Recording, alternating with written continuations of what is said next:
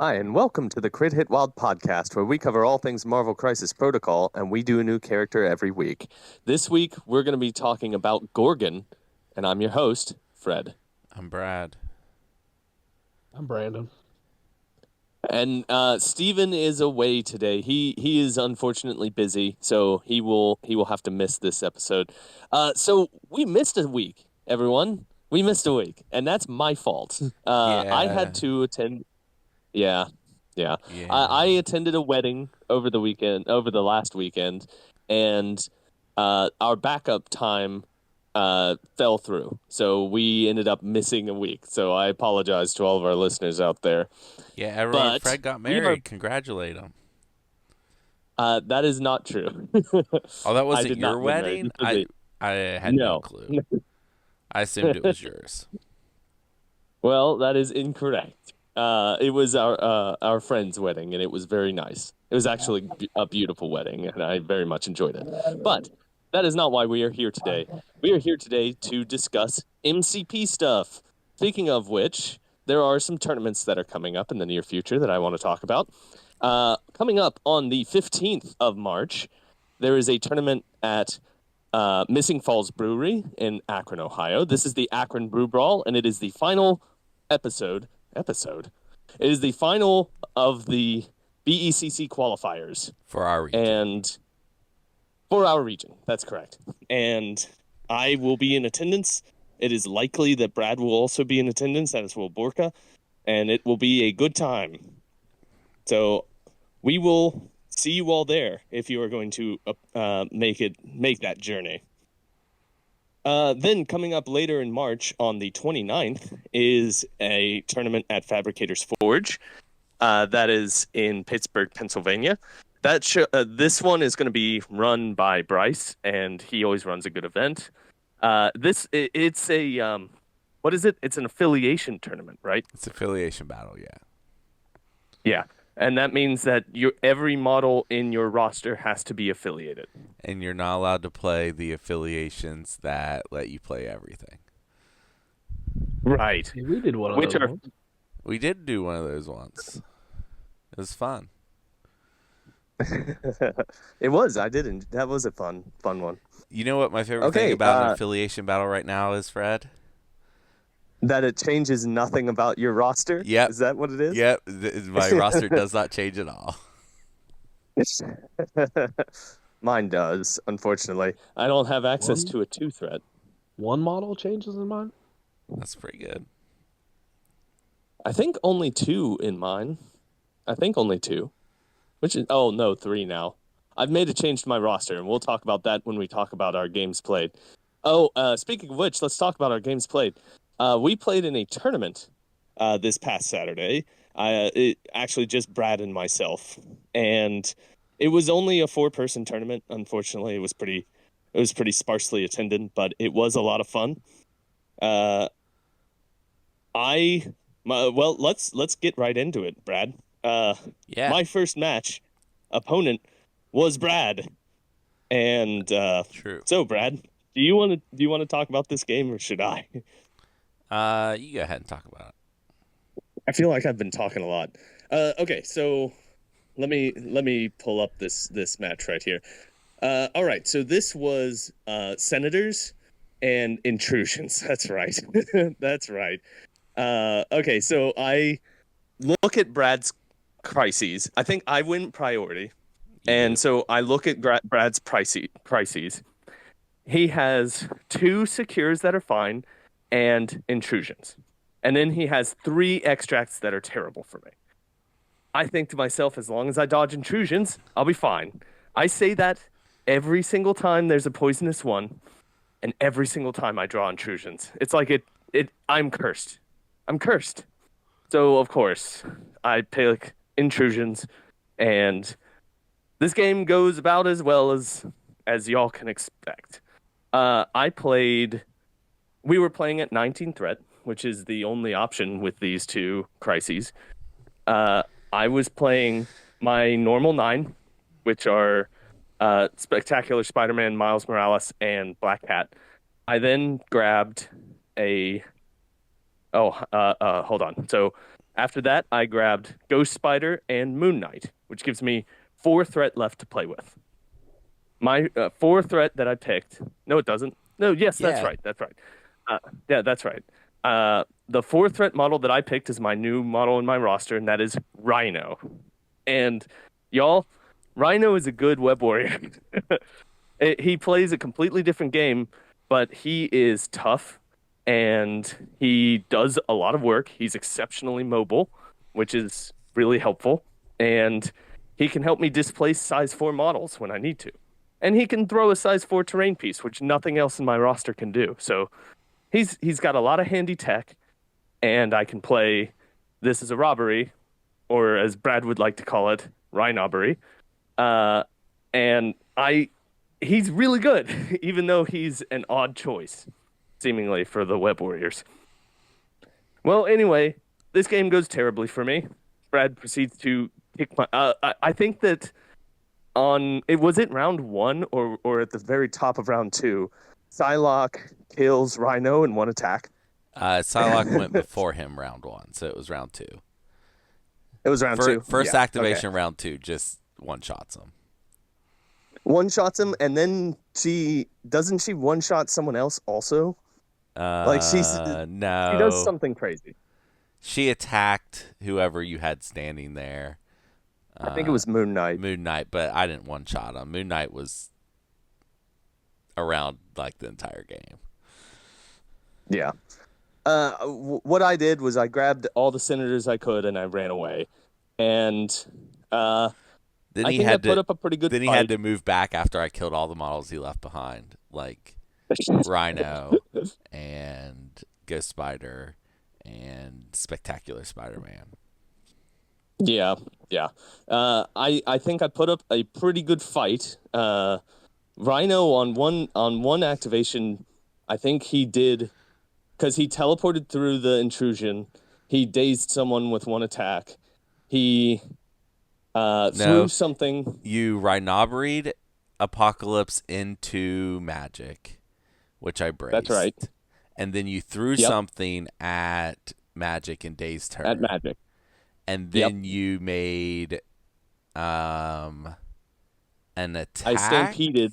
Yeah, you stampeded and then I and attacked Sinister and killed him, dazed him. Yep.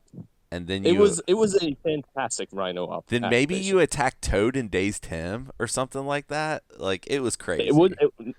It wasn't with Rhino, but it set me up for the ability to do another attack later on that dazed Toad.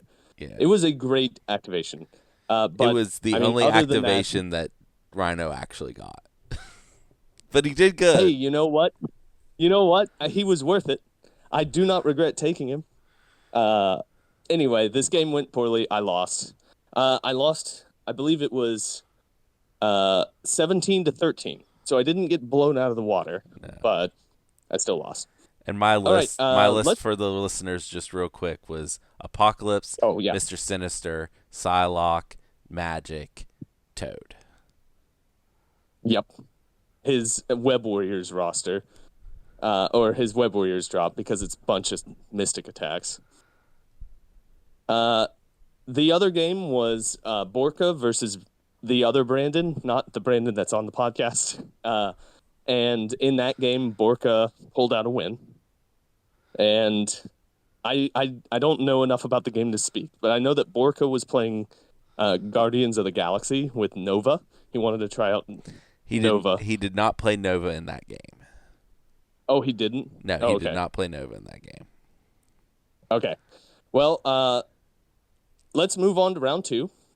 Hey, Brad, why don't you talk about your game? Oh, no, I'll talk about mine first because mine is the one that's not relevant. All right, so in round 2, I played against the other Brandon. He was playing Black Order versus my Web Warriors. And he's already in a bad place because that's a tough matchup for Black Order. We played Senators and Mayor Fisk. And I think that even though Mayor Fisk is not great for Web Warriors, it did kind of play into my favor. This game, went about the exact opposite of the last game, where Brad's dice exploded a lot in our game. Brandon's dice did nothing. He rolled average to bad most of the game, and my dice were fine except for my defense dice, which were absolutely stellar. Like, I at one point was rolling 3 defense dice and got 5 successes. And it got to the point where I was starting to feel really bad about it. Near the end of the game, I had my Namor was flipped, and he got to activate first. So he threw a building at Namor, a size 4 terrain piece. Namor blocked 4 out of 5 of the damage, and then he made 2 attacks into Namor. This is with Ebony Maw. He did some damage with the 2 attacks, leaving Namor at 1 health. He then activates Zemo. Zemo goes in on Namor and swipes at him twice. 2 times, 2 misses. He doesn't whiff out. He rolls okay, but I block every single attack. Then he activates Supergiant. Supergiant attacks him twice. Does 0 damage with 2 attacks. And then I activate Namor. Namor attacks Supergiant. He dazes her, and then he uses the card that a Supergiant can make 1 final attack before she's dazed. That whiffs. Like, Namor, he threw so many attacks into Namor in the final round of the game and could not deal the final damage. I was feeling really bad about it just by how many successes I was rolling on my dodge dice and my defense dice, I should say. Well, anyway, this game went very well for me. It ended 18-11 in my favor. I think also every single time I did an impact webbing, I got a wild, and I was pushing people away from the battle. At one point, Corvus Glaive was pushed outside of range 3 of anybody, so he lost an action just moving into be able to attack someone. I think that this is just a bad matchup for Black Order. They have a lot of trouble with Web Warriors. All right, well, that's enough about this game. Hey, Brad, why don't you talk about the final game of this tournament? All right, so I'm playing Borka. He wins priority. He picks my Secures again, which I would much rather play my Secures. And he draws out Wedding Party, which is like Mayor Fisk, but it's further apart, and the placement models within 2 lose a power. And we get Spider Infected. I choose 20 points. I play the 18 I would normally play plus Toad. So that's Apocalypse, Wolverine, Colossus, Psylocke, and then Toad. He plays Star-Lord, Beta Ray Bill, Drax, Groot and Rocket, and then Nova. Nova was great this game. At one point, he long moves and then energy beams Wolverine, Toad, and Psylocke all at once. I think that is the attack that dazes Wolverine and Toad, and it pretty much guarantees Psylocke's out of the game the rest of the game too, because she was at the very edge of his beam, and then he moved her further away, and Spider Infected kept rolling on her too. So she was like, she never made it to a secure the entire game. Round 1, Beta Ray Bill grabs the middle point, and my last activation, I move Apocalypse, teleport him, one-shot Bill, which was not a great start to the game. Bill does 2 10-die attacks on Apocalypse, and Apocalypse ends up with 2 damage on him. So that went really bad. And then I killed Bill.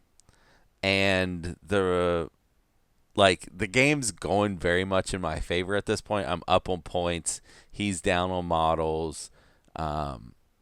and he's got like one out planned with Nova, but he goes with Rocket first, and ends up using the tactics card to make 3 attacks into Wolverine, and then 1 into Toad, which was, I think, killed him or something.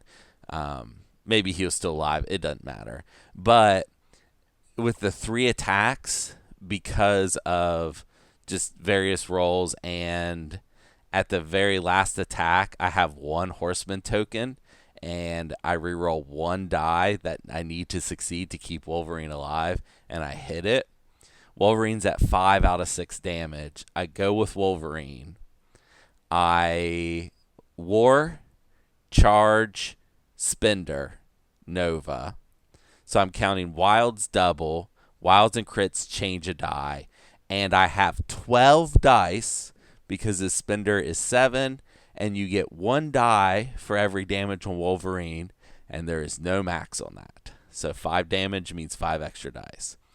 So that one shots Nova, and he was going to move and push my models off the other side's points, because that's all that was left over there was Apocalypse and Colossus. And that was his out.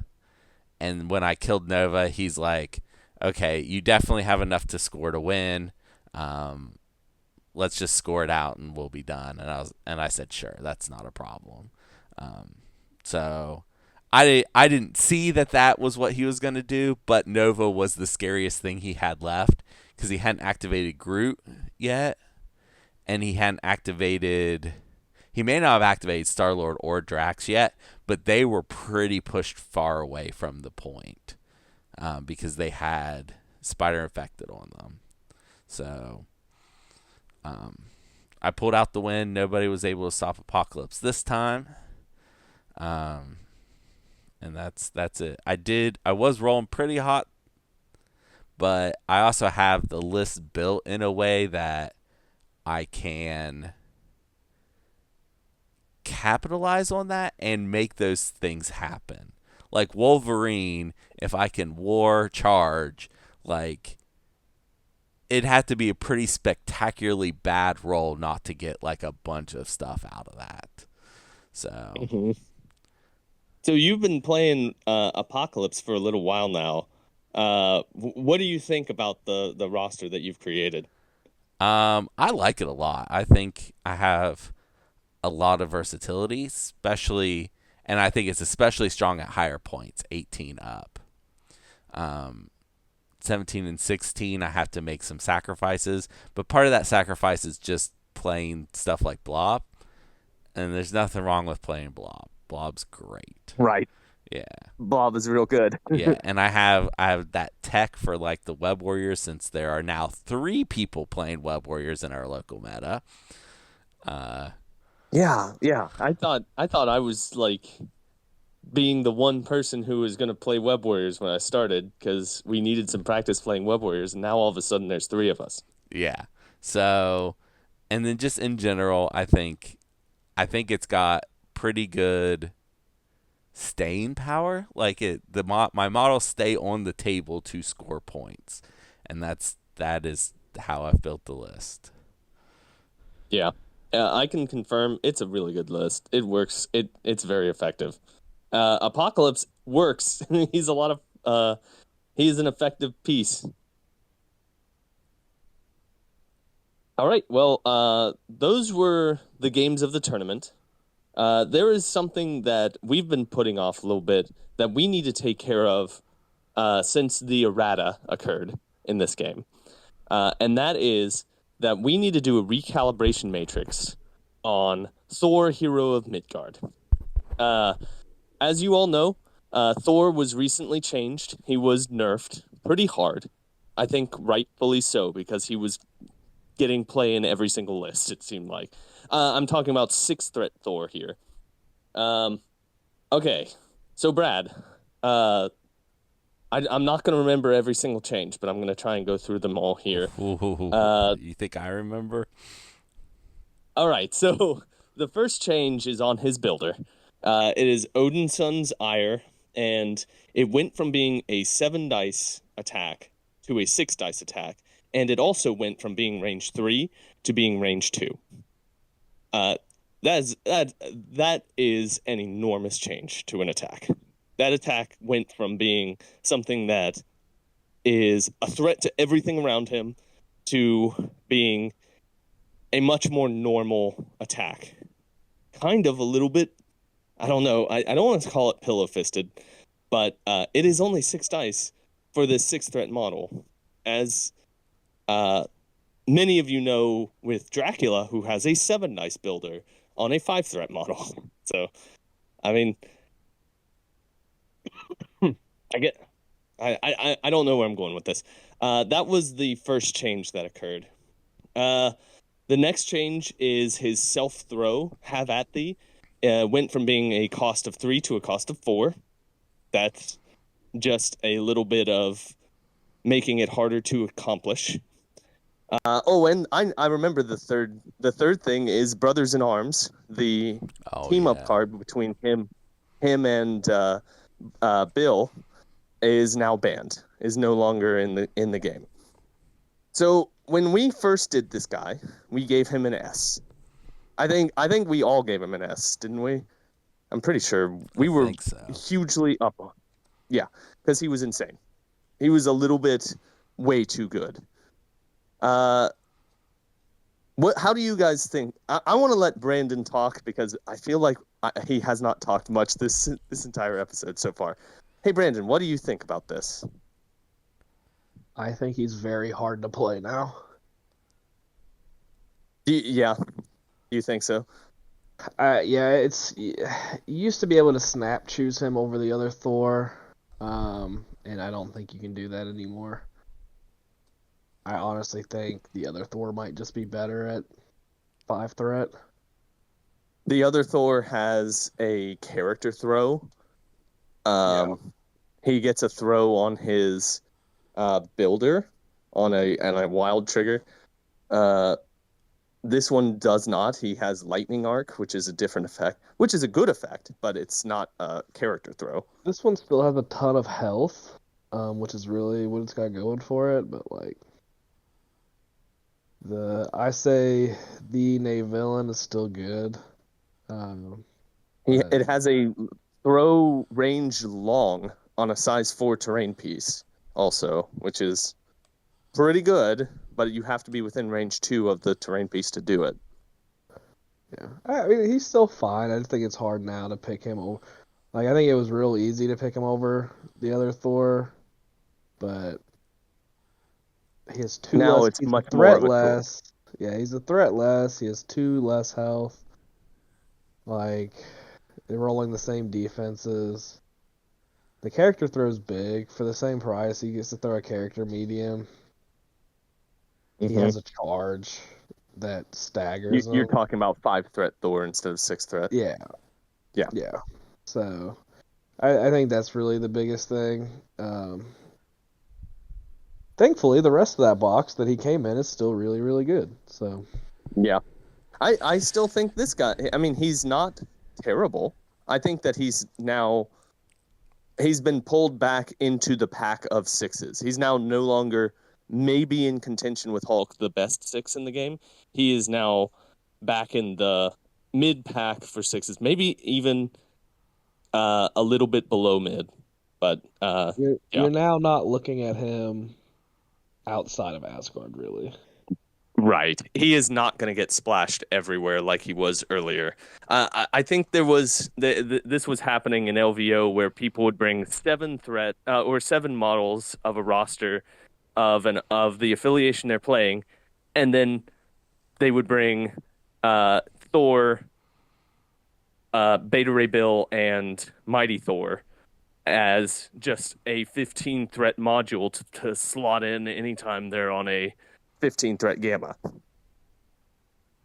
So like I don't think that's where they want the game to be, where everyone just brings Thor in every game, in every roster, just to be a splash answer to certain situations. But so they corrected it with nerfing him down quite a bit. Hey Brad, what do you think about this? Okay. So I agree that he's down with the pack of sixes now. I think he might be still on the upper end of that mid tier, but and I'm glad that he's at a spot. I think he's absolutely playable in Asgard. He's pretty good in Asgard, and I'm glad that he's not going to be splashed everywhere um like he was before. That's just we should not see a model as often as we saw this model. And I see the Knave villain as a menace. That's still such a Yeah. strong ability. Like it Hmm. makes attacking him very, very scary. Like you can be a 5 health model and die to that. Now, Yeah. you're probably not going to, but you can. Like that's scary. And if you have 3 health left, I wouldn't risk it. Like Yeah. the hit, I mean, it would be within the realm of possibility that you days. It's like anytime you have 1 health and attack Zemo. Like, yeah, you just have to factor that in. yeah. I I still think he's good enough to make rosters in affiliation. He's good enough to play, and that's what you want in a model, right? You want them to be a consideration for the roster, and once they're in the roster, that you are considering playing them at any point in your list. And I think he still checks all those boxes. I still think he's pretty good. Okay, then. All right, so we need to give him an updated score. We previously had him at an S. I think that he is now probably. I'm gonna give him. I'm gonna give him a B plus. You don't really see him outside of his affiliation, and you know what? I'm gonna give him a B, not a B plus, and the reason why is because there's a 5 threat version of him that is very good still, and I think that there's a possibility that you choose 5 threat Thor over this guy a good percentage of the time. Okay, Brandon, what are you going to give an updated letter grade for Thor? He is the worst of the characters in this game with the name Thor on their card. Disagree. I'm gonna go with a B minus. A B minus. Okay. You think he's better Brad, than Mighty Thor? I think he's better than original Thor. I I don't I'm not I don't think he is. I don't think he's better than Mighty Thor. I think he's better than But original it is Thor. a okay. All right. Brad, what are you gonna give the new Thor or 6 threat Thor, I should say, uh, A as a letter grade? minus. You pick him over original Thor unless you want the leadership. He's still really good. Okay, so that was our recalibration matrix on Thor, Hero of Midgard. Uh, all right, let us move. You know what I missed? I missed doing the news about AMG. Let's go back for a minute and let's talk about some news that came out of GAMA just recently. First things first, there was an interesting list of the top tabletop games that have come out. Brad, do you have that list I do. up? Or It's not miniatures games. It's the top miniatures lines from fall 2024. So there doesn't have to be a game associated, and as we go through, you'll see that. oh, Um, okay, okay, so number one, Warhammer 40K. I don't. no surprise. Yeah, nobody's surprised. Number two, BattleTech.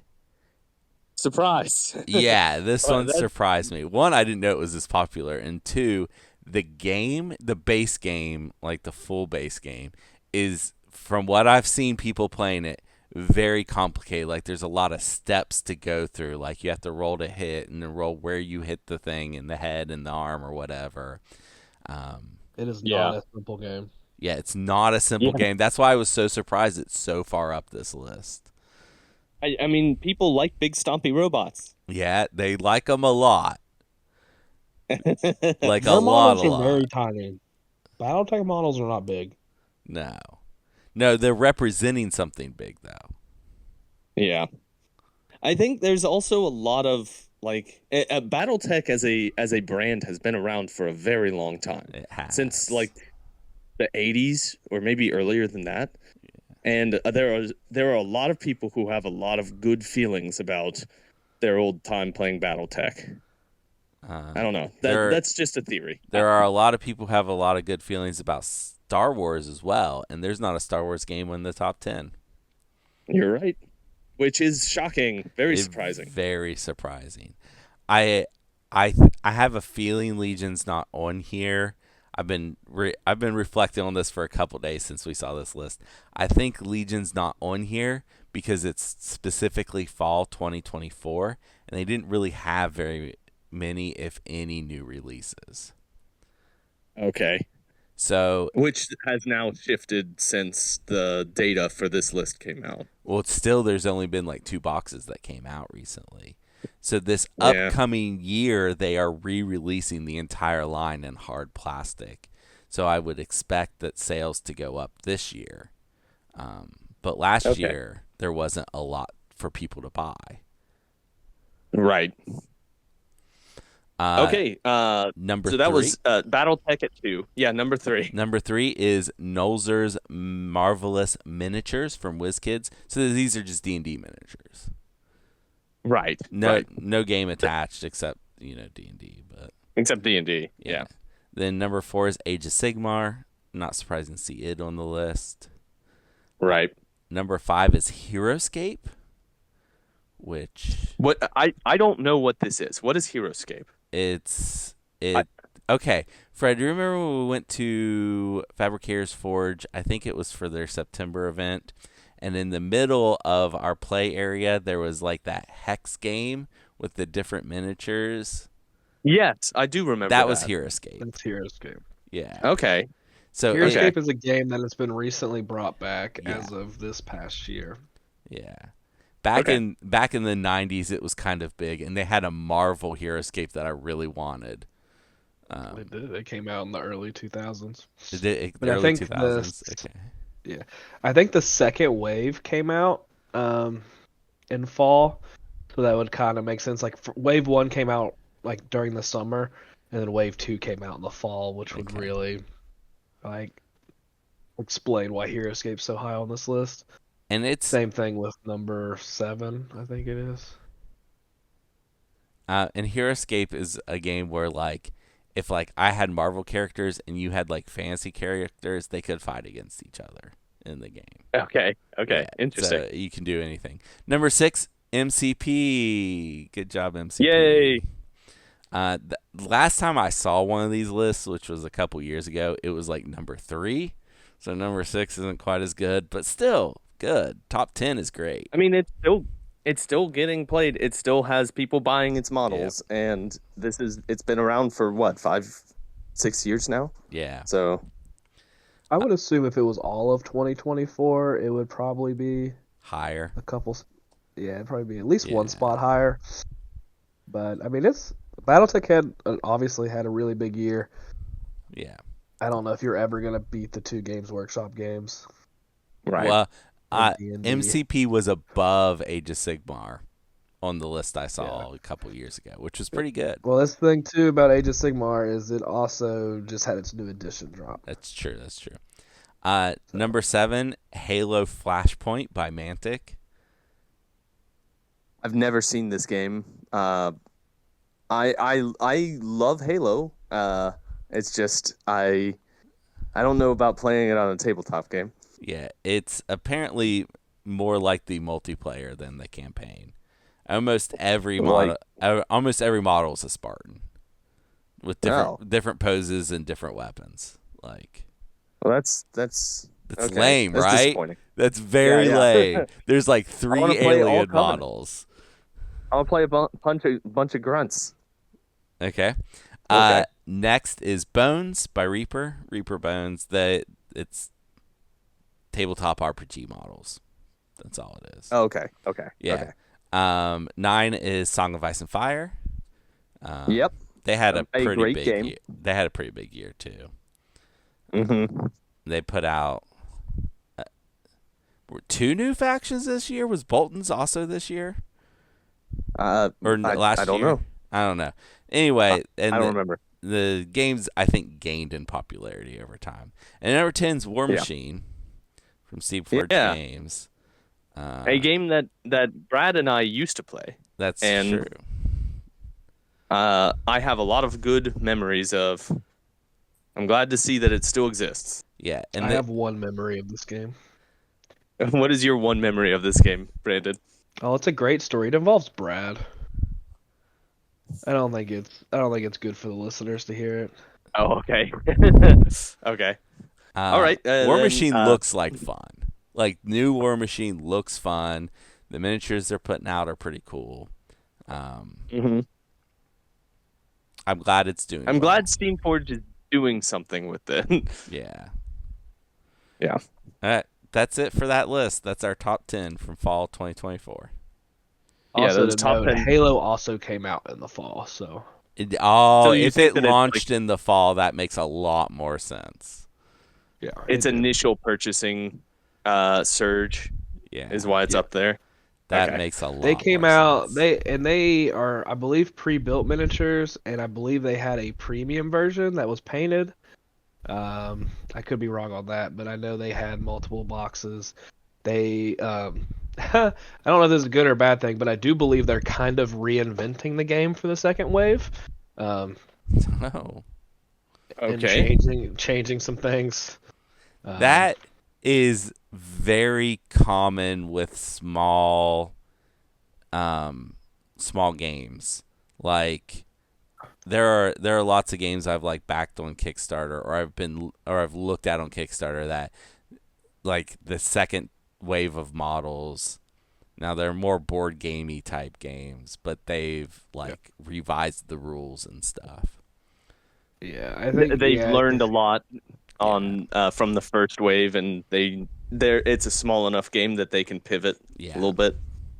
yeah. Yeah. If you ever look at it, I don't know, like the table that it has, like as a like when you see the table for it, like if you get the box that has terrain in it, it looks like a paintball field. And I can't get that out of my head anytime I look at it. You're right, it does. And it's really hard for me to like get past that for whatever reason, because I wanted to buy this because I also love Halo. But it's also one of those games where you use dice to determine things, and like it has like special dice. Um, it's kind of it reminds me of slightly of the mechanic in Necromunda, where your dice kind of determines like what you're doing. It's pretty typical Okay. for games though. Yeah, it's not. It's yeah, and I don't. It's not too complicated. I games. I want to say it advertises games can be as quick as like 30 to 45 minutes. So It's pretty quick. yeah, it's Okay, definitely more of a so skirmish style game. Sorry. That's Combat Evolved. Yeah. thank you, Brad. Okay, so those were that was the list of top games that came out of GAMA. Sure is. There was another MCP based announcement that came out of GAMA, and that is that we got some information about three of the upcoming packs. That is Echo Tigra and Ronin. Fred. Uh, oh. It's Tigra. Okay. Echo Tigra and Ronin. Avalanche, Exodus, and Lady Mastermind, and of course, Phoenix and Phoenix Unleashed. And the information that we got is that they are due to be officially announced in April of 2025, and the models will hit the shelves in June of 2025. We knew that these models were coming. Like we've known that these packs were on the horizon. But now we have official dates for when to expect them. It'll be a really big summer for them. Yeah, it is. I'm it is wondering indeed. if they're still holding back one model from each of those boxes. Yeah, because 3 in each one, or maybe this is The new 3 model. 2-person. Wait, what? No, like maybe this is their new packaging. Instead of boxes Oh, of you mean 4, they might be going down to boxes of 3. Okay. Maybe. I don't know. Or instead of boxes of 2 up to boxes of 3? I was thinking it was going to end up being. Oh, no, it wouldn't be. No. You're right. It is. It says CP 168, Is those 3 173, models. and 83. Yeah, you're right. Yeah. Okay. Maybe they just have not revealed what the fourth model It is, could be. or maybe that's how it is. Yeah. I'm really excited for the Avalanche Exodus and Lady Mastermind box because those will all be Brotherhood of Mutants. Uh-huh. Exodus. I know who Exodus is. You probably That's know who Avalanche is too. It's I criminal. probably do. We are just now getting Avalanche. I know, it's crazy. Fred, I what just were need you to put saying that about out there. It's Exodus? absolutely criminal. I like Exodus. Exodus is cool. I actually don't. He's weird but I liked him in some of the books that I have read that you have given me. Yeah. He's an interesting character. He basically turned bad when Black Knight and Cersei traveled back in time. Cersei from the Eternals. She's in the Eternals movie. And Oh, okay. Black Knight also from the Eternals movie. He was Jon Snow. Oh, okay. Is How is it he gonna do anything without arms or legs? That was a terrible joke. I'm sorry, Okay, everybody. so they travel back in time and accidentally kill Exodus's boyfriend, and then he sat in a cave for like 400 years or something, and then he was woken up by Magneto and served Magneto. Okay. And then he becomes an ardent follower of hope. He sure does. Uh-huh. The He new Messiah. he also in a comic around the same time as the stuff you read, Fred, said that Jesus Christ was a mutant. And the official word from Marvel is that's that guy's opinion. That's Right. not canon. That's just what he thinks. Okay. All right. Well, these packs are coming soon, and I'm looking forward to hearing about what these models do. I'm hoping they'll be real fun. I have no doubt that they will be. Thank you. Let's move on to Brad's trivia game. This is a game where Brad tortures me with his knowledge about comic books. Brad, do you have a trivia game for us today? Wait, Fred, I have a follow-up question. Do you think I know Oh, okay. all of this trivia like off the top of my head? Yes. No. I do think you know all I of look up most of this stuff. If it's like an X-Men character, yeah, I can write the trivia without looking anything up. But they are very rarely X-Men characters. There's a lot of characters in this game. Okay. So, for example, I only knew the stuff about one of these characters. No, two out of three, I could have wrote this without looking, but the third one I couldn't, and it's actually the first one. So, Fred, are you ready? Oh, wait, points. So the first one is not a mutant. Interesting. Three points if Fred gets it right with the first piece of information. Then I'll give him a second piece of information. If he gets it right, then he gets 2 points. If he has to ask Brandon for help, he gets 1 point. He needs 6 points to win. And that feels low. If you're a new listener, you're like, that's not very many points. Fred rarely wins. So let's get started. This character is a spy who has infiltrated U.S. military Air Force bases. Later, this character ends up living in the sewers of New York City, where they protect the homeless living there. This brings the character in conflict with the NYPD, Hulk, Nate Gray, who is an alternate reality version of Cable, kind of, and Angel, the mutant. Okay, so they've infiltrated. Say what they infiltrated again. They infiltrated a U.S. air base. Yeah, Air Force base. Air Force base. Mm-hmm. And it sounds like they are both. They were up against Hulk and Angel, but they also defend the homeless in the sewers of New York. So they're not necessarily a villain, but they're also not necessarily. I guess they could be a. I don't know. Fred, listeners, you can tell Fred has not read very many comic books because he does not want to even entertain the fact that the heroes might be fighting each other, a thing that happens every time two heroes run into each other. Okay. Who's a spy who infiltrates an airbase? Could it be? All right. So what I want to say is Mystique, but you've already told me that you had to look this up, and you would not have to look up anything about Mystique. I'm trying to metagame this, which I shouldn't be doing. That never goes well. So what I'm going to do, I'm going to guess Hawkeye. Hawkeye is incorrect. Oh boy, Brad, I'll be honest, I barely heard what you said. I just heard you say erect. Like the end of correct or incorrect. That's So I don't 100% know what whether Fred's listening to. so what did you say? Did you say correct or incorrect? I said incorrect. Incorrect. Okay. Okay. All right, So Brad, then what's the second hint? this character's transformation has alienated him from his wife.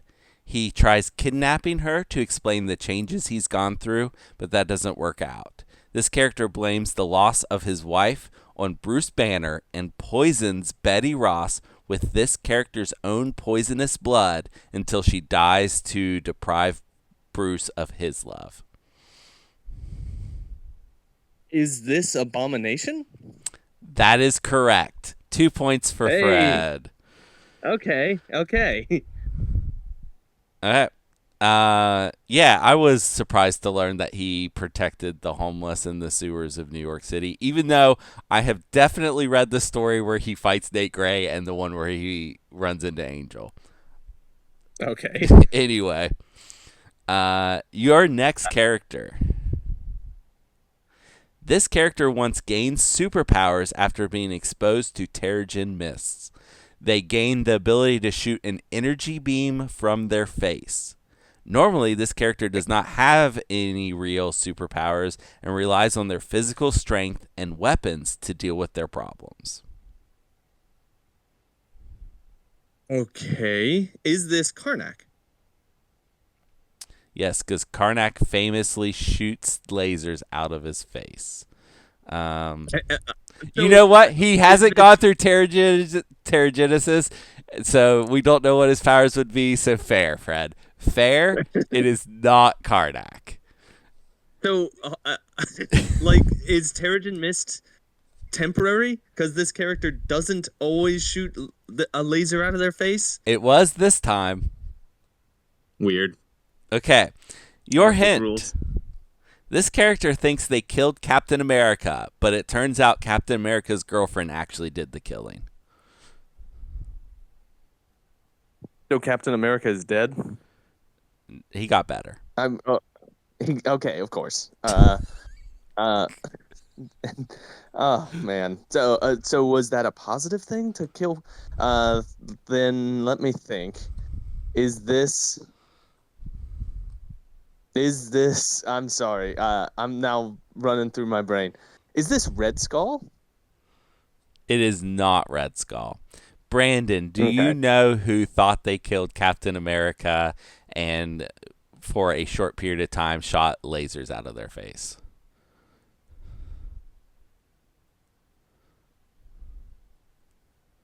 Have we lost Brandon now? I don't know. Okay, No, so Brandon. I'm here. Okay. I don't have any idea, honestly. Well, make a random guess, Brandon. Oh God. I have a joke guess. Is the answer Cyclops, who shoots lasers out I of was his gonna face? say Crossbones. Let's go with Brandon's correct answer then. 1 point Oh, for 3 total. okay. Like the only person I could think of that like would think he killed Captain America and be like Yeah. happy about it. After So that's why I the said Red Skull. after the Civil War between the superheroes, when Cap's side surrenders so that there's no more fighting in the streets and innocent people don't get hurt. He's being like escorted out of the courthouse, and Crossbones shoots him, thinking he kills him, but he only actually gets him in the shoulder. And a brainwashed Sharon Carter like injects him with poison or something and kills him, which then causes his mind to travel back in time and travel through time to various points. Where I don't know. It's that storyline is so similar to what they did with Batman about the same time. It's crazy. Okay. Is that when Batman went back through time? Yeah, after he died. Yeah. That one at least he was killed by the Omega beams from Darkseid, so like there was like stuff going on that would send him through time. Like this is just crazy stuff. So we're halfway there, Fred. If you nail this one on your own, you win. How likely do you think that's going to be? This is maybe the easiest first clue I've ever given. So I'll miss it 100%. This character took the alias Citizen V when the Avengers disappeared to begin this character's superhero career. This character forms a team of superheroes called the Thunderbolts. Guess what I have not seen? Well, you can't Citizen see V? First of all, you can't see the movie. It's not out. And second of all, that's not what the movie's about. Listen, I know so little about the current iteration of Marvel that I did not know that the movie was not out yet. That movie looks great. Sure. Citizen V. And they started the Thunderbolts. Yep. Who? I have no idea. And this is obvious, right? This is something that's if you clear. know anything about Citizen V and the Thunderbolts, it is so obvious. Sure, I'll take your word for it because I have no idea. Is this what's the guy? Is it who? The dad from Stranger Things? What's he? Who is he in the Marvel universe? Red Guardian? I'm gonna guess Red Guardian. That is incorrect. Your hint. This character is an engineer who decided to take after. Wait. This character is an engineer who decided after his father's death to follow in his father's footsteps. His father had an accident with adhesive X, a glue that will bond anything and cannot be removed. This character had a similar accident, but Captain America reveals that the Avengers had found a way to dissolve adhesive X and uses it to free this character from their costume and mask. This pisses this character off. So they're trapped in their mask. They wear their mask all the time. And their name starts with a V? I don't have any idea, man. I've got nothing Why do you think here. their name starts with a V? I don't know. Because is this... Who wears a mask? And I mean, it's superhero comics, a bunch of people. yeah, it's literally everyone. I know that Doctor Doom does not like to remove his mask because he's scarred or something, but he's not even in the game yet, so Correct. I don't think that's correct. That would be a very bad guess. Yeah, so I didn't guess it. I have no idea. I have no clue. So I'm just gonna say they're an engineer and they followed in their father's footsteps. Is this? I have no idea. I'm gonna just say Viper because their name starts with a V. A person I feel who like that's way. does not wear a mask. That is incorrect. Okay, Brandon, do you know who this is? It is a one helmet Zemo. It is Zemo, Okay. a man who famously wears a mask. So Citizen Very V, famously. Citizen V originally was a hero in the 40s that Heinrich Zemo, Helmut Zemo's father, killed. And so when Zemo needed a superhero disguise, that's what he chose. Okay. And then Well, the big reveal at the end of issue 1 of Thunderbolts is that they're all actually bad guys, dressed pretending to be heroes. The big twist in that book is when Zemo reveals to the world that they're all bad guys. All the other bad guys are like, we kind of liked being heroes, and stop Zemo. okay. Well, That Fred, puts me at 4 points. yeah, you're 2 points short. Lucky for you, there's a bonus question worth 2 points. What do these characters have in common? Okay, so we've got Abomination, we've got Crossbones, and we've got Baron Zemo. Baron Zemo is not a criminal syndicate, so it can't be that. Is Abomination Cabal? I don't think he is. Ugh, now I'm not sure.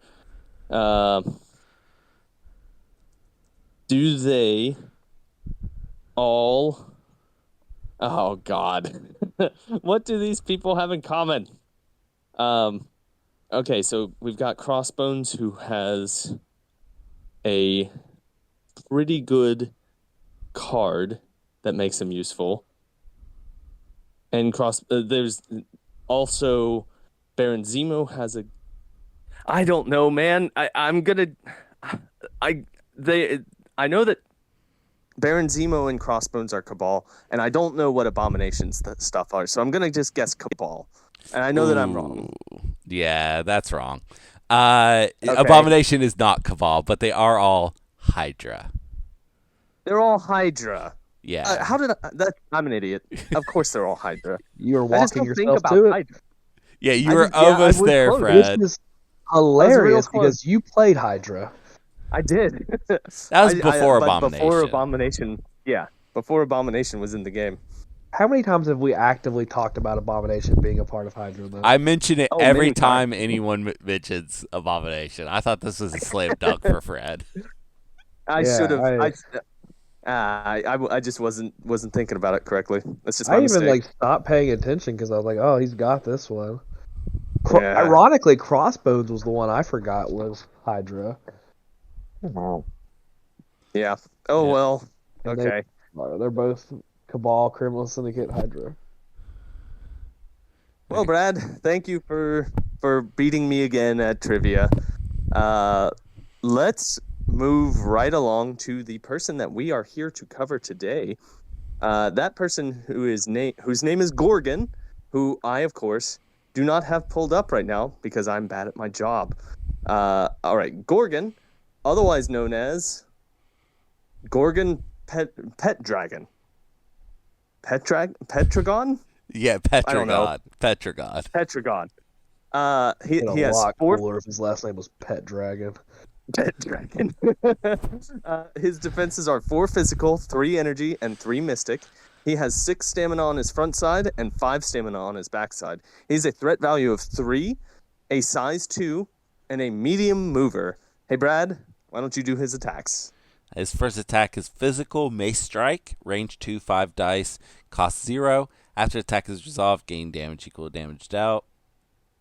Gain power equal to damage dealt. And Wild Stun, after the attack is resolved, they gain stun. Energy Hoofquake, it is Beam 3, 4 dice, cost 0. Has Wild Shock after the attack is resolved. And his last attack is Physical God Crusher, range 3, 8 dice, 4 cost. After the attack is resolved, if the target character is size 4 or less, this character may throw it away short. And Wild Stagger after the attack is resolved.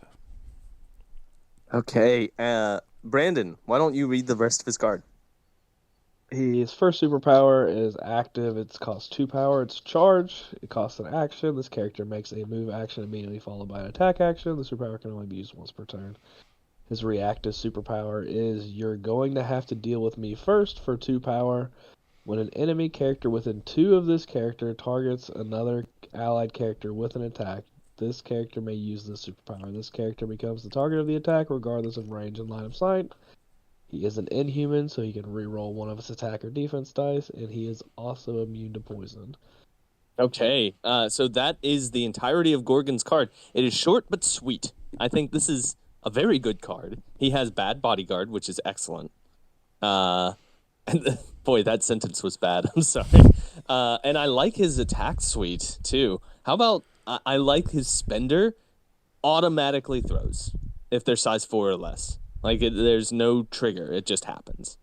And it can give I out think that, stagger. It's amazing. and it can give out stagger on a wild. That's a great spender. That spender's really, really good on a 3-threat model. What do you guys think? What do you think about this, Brad? I think he's a pretty solid all around model. Like, he gives out a different condition on each attack. He's got a beam. He's got that great spender. He's got a charge. He's got bodyguard. Like all Inhumans, he re-rolls the dice. Like, just solid all around, very good model. It also helps that he has some attack variety. So he has physical and energy attacks. Now, his energy attack, if you're only hitting one person, it's pretty bad. But like, Yeah, he's really good. he is really good. I think that. Okay, Brandon, what are your thoughts here on Gorgon? Yeah, I think he's really good. I think he's like a perfect 3 for Inhumans. He fits in so well. Their 3s were the worst part about their affiliation, so this is definitely a welcome sign. Him and the other 3 in this box are going to be, Karnak are both going to be very. Have we went over their tactics card? We did, but we'll go over it again because I think that we did it from Karnak's perspective. Now we'll do it from Gorgon's perspective. But yeah, speaking of which, let's just do that right now. His tactics card is called Royal Guardians. It is an unaffiliated reactive tactics card.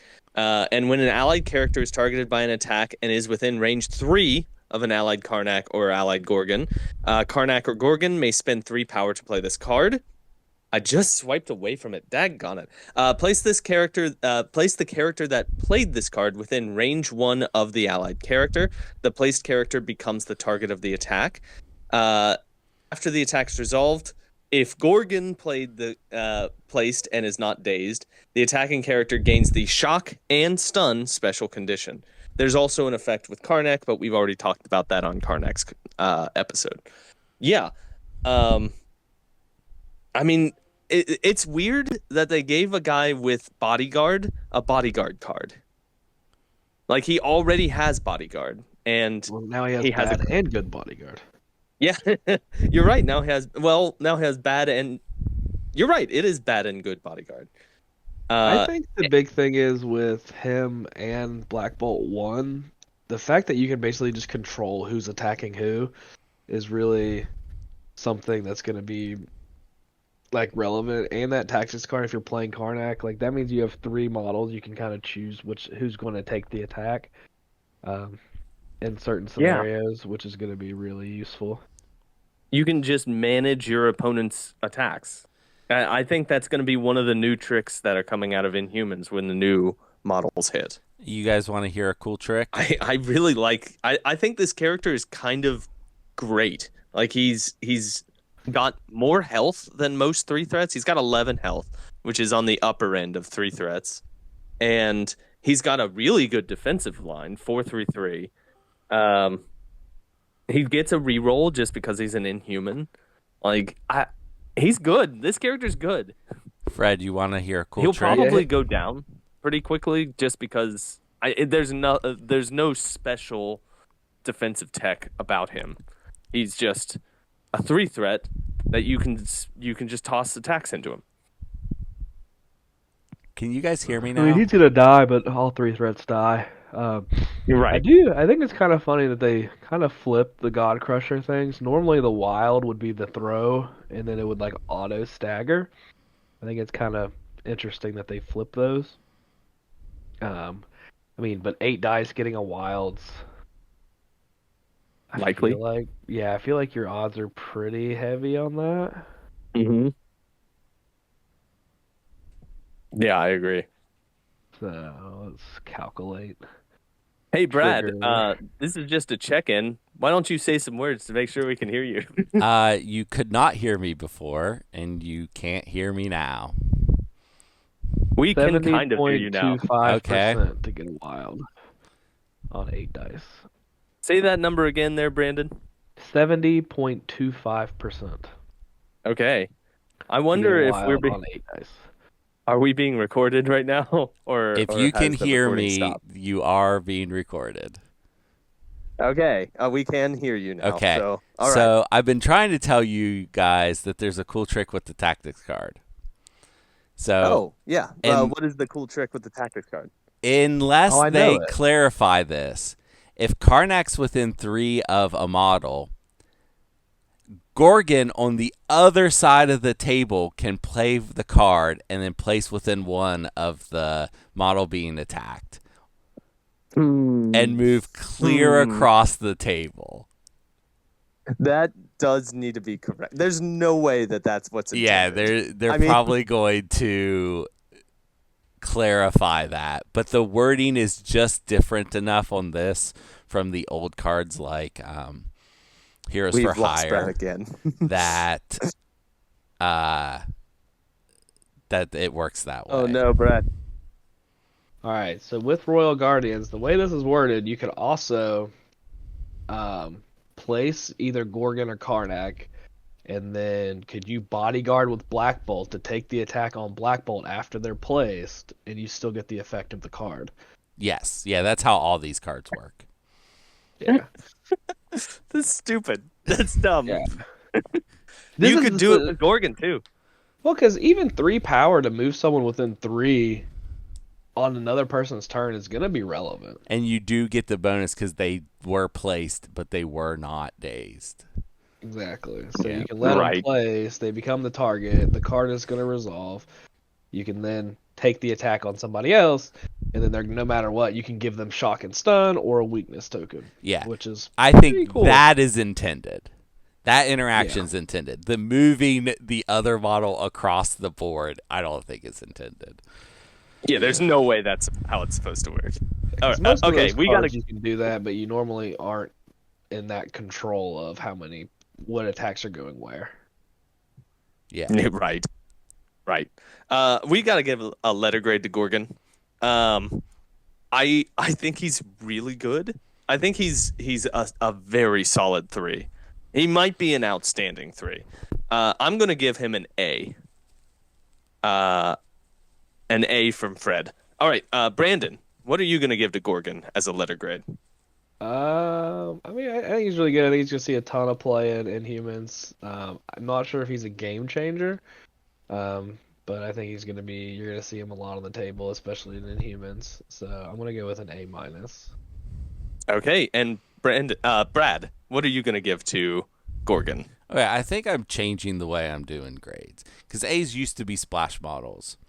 I think A's are now you're going to pretty much always play them in faction, and B's are going to be like you play them a lot in faction, and C is maybe you're starting not to play them very much, and so on. So I think that he's going to be probably the first 3 people pull that is going to do work instead of support. So him and Lockjaw are the top 3s in faction. I think I'm going to give him an A for that.